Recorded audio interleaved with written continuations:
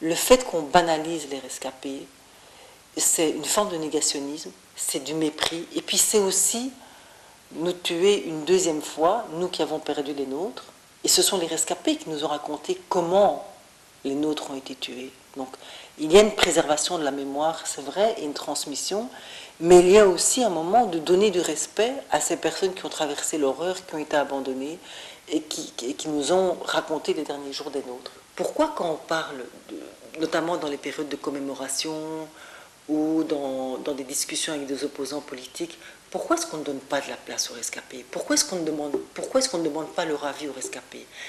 Et demander leur avis aux rescapés, pas pour que, pas dans une façon de victimaire, de les plaindre.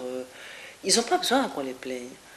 Mais de dire, bon voilà, vous êtes ici, il y a beaucoup de rescapés qui ont fait des études, qui travaillent, qui ont une vie.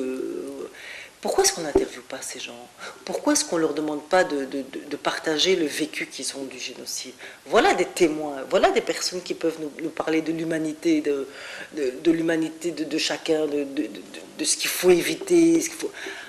Alors moi j'aimerais bien que les médias aient cette considération. Et c'est ce que je te disais tout à l'heure quand je te parlais de l'origine du livre, c'est que moi je voudrais qu'on donne une place aux témoins.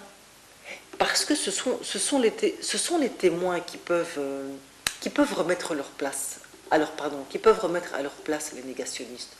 Moi, je peux par exemple dire des choses parce que je vois que c'est des purs mensonges, qu'on piétine les faits, mais le rescapé qui était sur place, il raconte. Moi, je voudrais aussi ce respect pour les rescapés, qu'il y ait cette responsabilité, ce respect à l'égard des rescapés.